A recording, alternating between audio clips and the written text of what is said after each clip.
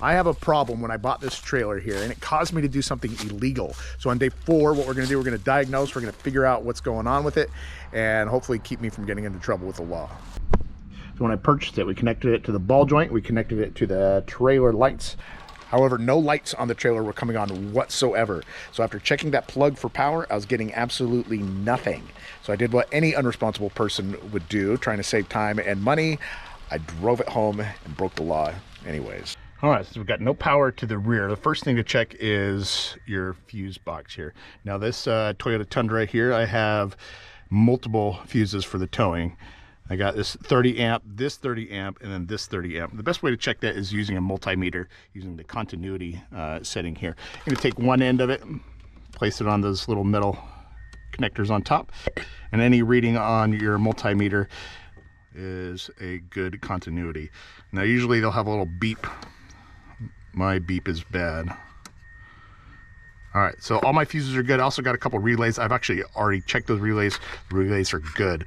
So now we need to follow the line back to the pigtail in the back and see where we're losing power.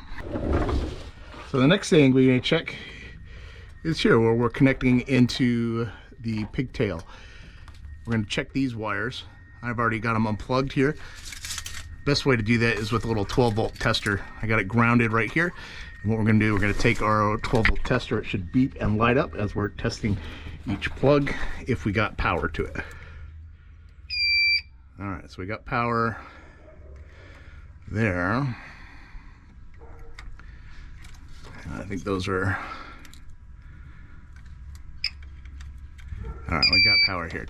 All right, so we got power coming into the main wiring harness here, just not coming in through the tail to the plug here. Let's figure out what's going on. So I followed the line to see if there's any fraying or bad wires, but one of the things I noticed right away is how loose this is. Look at this. So we got some corrosion in there, probably from the water getting in there. We're gonna go ahead and take this all off, get it cleaned up. All right, so I got it all cleaned up. I used some alcohol here, an old toothbrush, and a toothpick. I'm gonna get everything hooked back up, and we're gonna see if we can get some lights working on the trailer again. And of course, I left the truck on accessory mode. Left it out here for a few hours while I was working on a few things inside, and now I gotta jump it again. Oops. All right, I finally got the truck started again. We're gonna check, make sure we have power here. If you look at the diagram, we got our positive here. I'm gonna use our 12-volt tester. I got it connected to a ground, and we're gonna see if we have power. And we do. So we should be able to get some lights working on the trailer now. So I still wasn't getting any power to the trailer lights here. So I followed the cables here, and I found in this box, we got a loose connection there. So I'm gonna crimp that up, we're gonna tape it up, and hopefully that does the trick.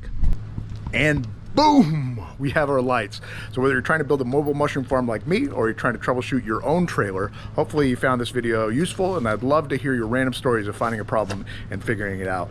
So leave me a comment and follow as we move day by day into making this mushroom farm a reality.